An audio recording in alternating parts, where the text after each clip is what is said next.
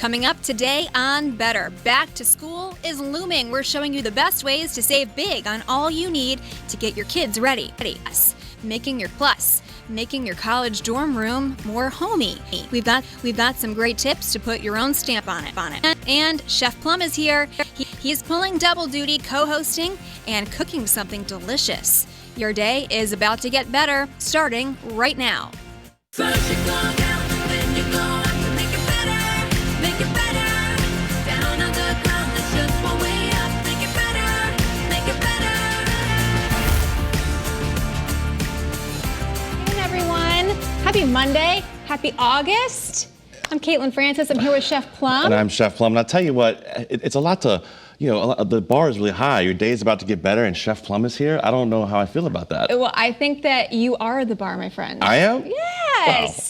Wow. I feel special then. That's great. Yeah, for sure. Yeah, I think we're in good shape on this Monday afternoon. We've got a lot to talk about, a lot going on, and it's been such a great day. Beautiful outside. Unbelievable. I love these days. Right? I mean, it's a nice way to kick off your work week, right? Oh, 100%. 100%. So I think beautiful outside, we're talking lots of sunshiny colors, and we've got lots to talk about here, especially because, coloring has been a big trend lately. Wow. Have you gotten in on this?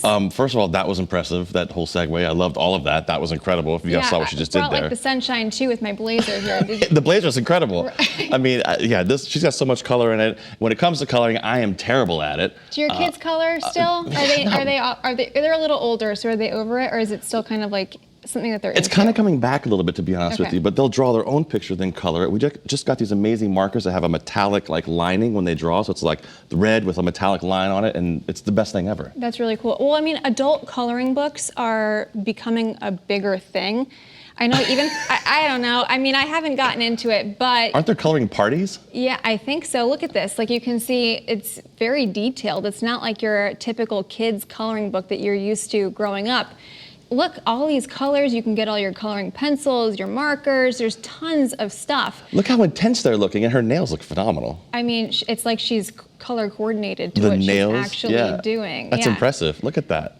Maybe it's her mood board, people have those mood boards with the colors that they're really vibing on, so maybe she's just into all the rainbow colors. I mean, this is why it's incredible to see, because it's National Coloring Book Day. Yeah, and apparently it relieves stress, anxiety. It gives you something to focus on that can kind of take your brain outside of what's actually happening in your world. Maybe it's the chef in me. I think if I'm coloring and I go out of the lines, I just get really freaked out. I'm not doing it good. I'm not doing it good. I don't know. Perfectionist? Yeah, well, it's my chef. I can't help it.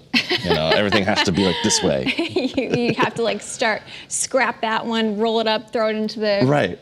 Start over. Like I said, draw your own picture and then color it. You know? And that's what you said your kids like to do. They love to draw. Yeah, just draw your own picture, very color artistic. it. Yeah, absolutely. Take the artistic to another level. Make your own coloring book. Which is awesome. And speaking of artistic, this takes it to a whole other level. Simone Biles, I mean, her art form, incredible. Unbelievable. So she's been in the news obviously a lot lately because not only just the Olympics, but because she kind of brought this whole discussion of mental health. The mental health the aspect of it, right. Which, good for her. I mean, she really took her platform and brought this huge issue to the forefront.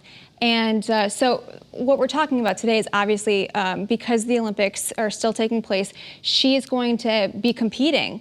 She's back in... Yeah, she's coming back tonight, right? Or tomorrow, excuse me, for the beam. Yep, she'll be back to compete in the final women's event for the USA gymnastics team, and it's the balance beam. So everybody's like, oh my God, what about Suni Lee? Because Suni Lee competed in Simone's place last week after she took herself out of the competition, and then she won gold.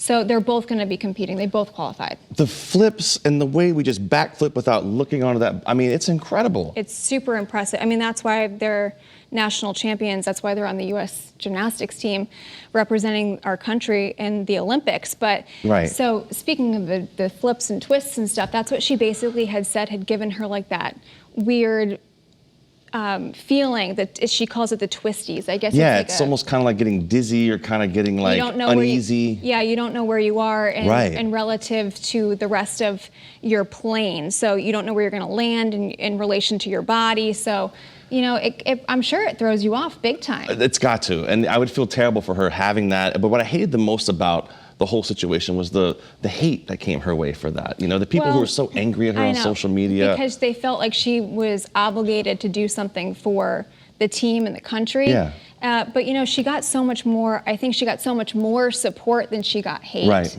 Other Olympic athletes who came out in support of her, like Michael Phelps. Michael Phelps was another one who, we've seen in the past talk in great detail about his struggles with mental health, and just kind of like giving her a big round of applause because. Well, even her whole team supported her, which is like when that happens at that point, everybody, if you're not involved, come on, just support. There's no reason to be angry. And on the flip side, no pun intended, but to watch her nice. to watch her stand on the sidelines after she took herself out of competition and cheer on her teammates. Unbelievable. Oh, what a class act. That's what an Olympian should be. I think, that is the definition of a true role model for. Unbelievable.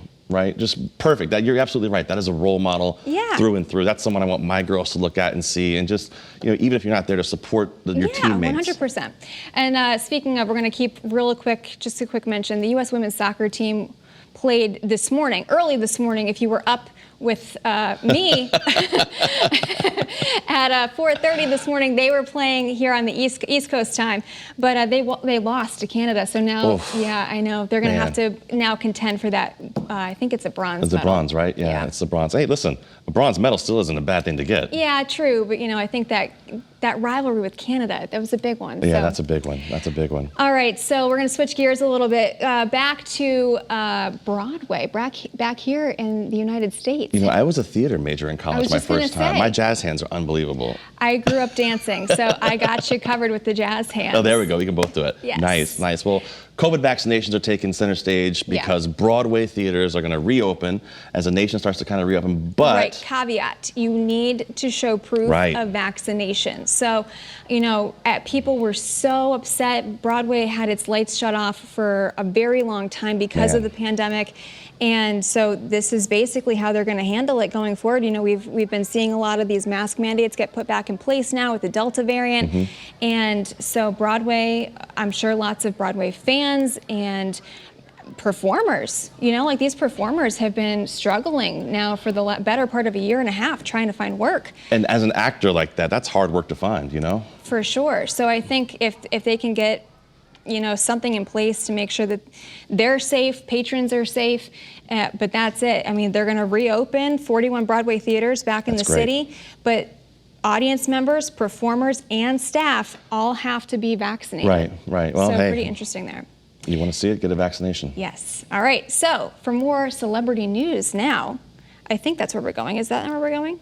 Sure. We're going. Yes. Are we going to tequila? No, we're going to celebrity news, For more celebrity news, we're going to head to People, the TV show, right here on Channel 3 at 7:30. Here's a preview.